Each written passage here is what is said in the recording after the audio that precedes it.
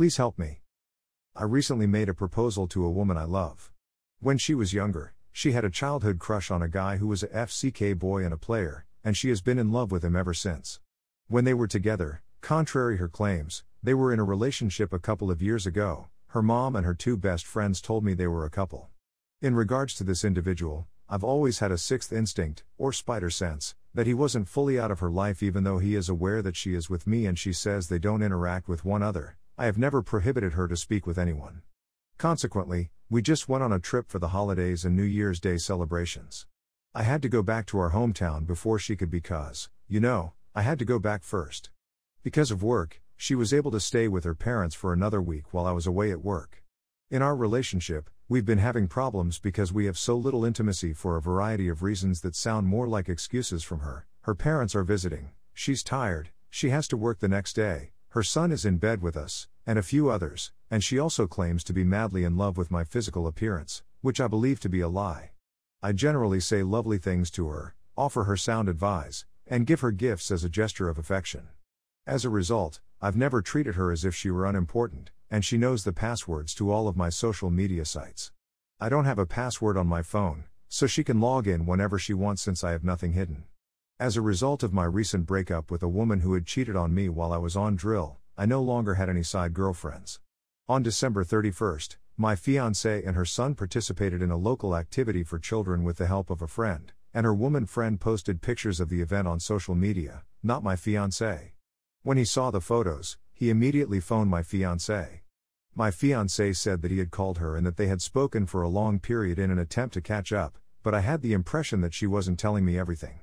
She asked me to get her phone and do some work on it a few days ago. When she did, I noticed they were having a conversation in WhatsApp, and I went to read what they were talking about, and it was nothing out of the ordinary, but I then proceeded to enter my fiancée's chat with her two best friends. I knew this was wrong, but I had a feeling there was more going on and that she wasn't telling the truth. In this conversation with her two closest friends, additionally, my fiancée said that she had told this guy the same thing about having but that they needed to wait until the proper time. My fiancée is completely unaware that I am aware of these discussions, and I haven't had the chance to sit down with her and discuss them. Although she's been extremely loud in her insistence that I should trust her, it's difficult for me to do so when she's lying to me. What do you think you'd do in this situation? Would you be willing to call it quits? Inquire about the details of her explanations. Sorry for the long tail. Please accept my apologies for this. Update 1. The last time I checked, my original post had been made 28 days ago, and I'd like to submit an update.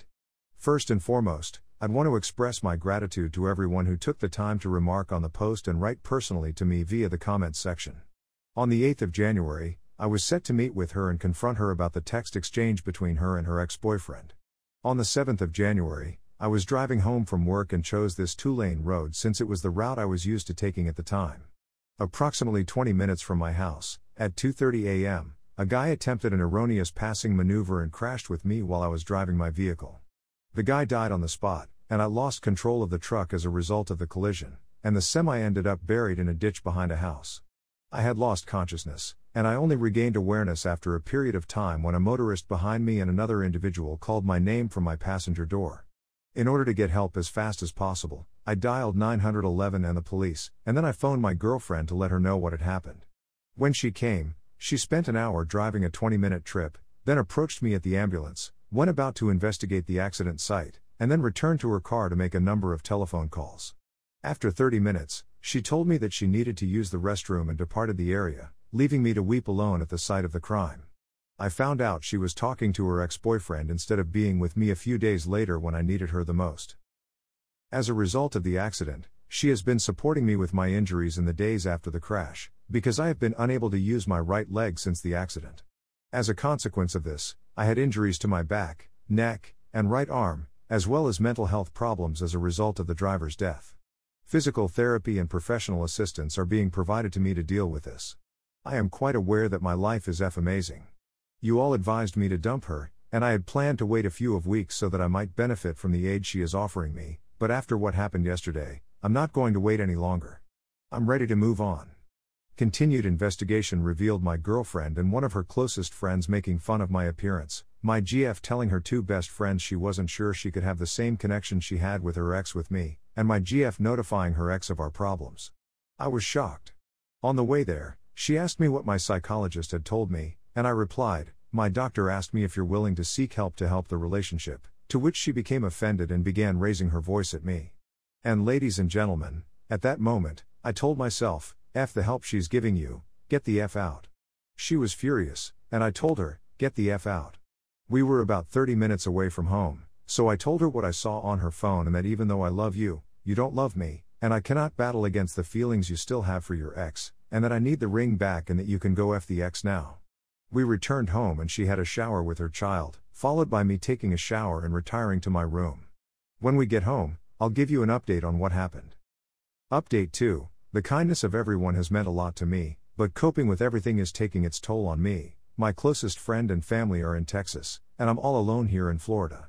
This communication has been sent late due to the fact that I am unable to devote much time to it due to appointments with the psychologist, therapy sessions, and medical visits. We washed and went to bed early the next morning after returning from her son's therapy session the previous evening. After raising a disturbance and being a pain in my neck, he fell asleep very quickly. And she indicated a want to communicate with me, so we had a conversation. In other words, she was the one who asked me to explain why I'm continuously furious, why I said all of those things to her, what's wrong with me, and so forth. She was concerned about my health and wanted to know what was wrong with me. I informed her that I had witnessed her making fun of me with her friends, telling her friends she wants to sleep with her ex, and flexing to her friends that she had informed her ex that she wanted to have S with him, among other things. I also informed her that I had witnessed her making fun of me with her friends, telling her friends she wants to sleep with her ex, and flexing to her friends that she had informed her ex that she wanted to have S with him, among other things. Her behaviors and those of her mother caused my second source of dissatisfaction with her. I am the man of the home and her kid, who is 7 years old, does not respect me as a consequence. It was a shame that we were unable to have S as a result of her explanations. Nobody seemed to be worried by the fact that his youngster had behaved in an inappropriate manner. One thing I was informed was that my remarks on domestic concerns had been neglected, among other things. The discussion began at 10 p.m. and finished at 4:45 a.m., which meant that she never apologized for the messages she sent to her friends, and she attempted to make excuses for her behavior toward her ex-boyfriend throughout the night and into the following day. We discussed how being in a relationship is particularly tough when you are with someone but yet feeling alone, and she immediately agreed with my assessment of the situation. That I was just there to provide her a helping hand with money was my explanation. I told her that I had done my assignment and was ready to go on to the next phase of the process. When the narrator asks, "How can you encourage me to put my trust in you and then do this nonsense?" The narrator responds, "I have told you," I answered emphatically. I'm referring to one of the town's hotels in particular at this point. I'm slowly but steadily taking my belongings from the home and putting them away in storage. So that's all I have to say for the time being. I'll be back on Friday with more information.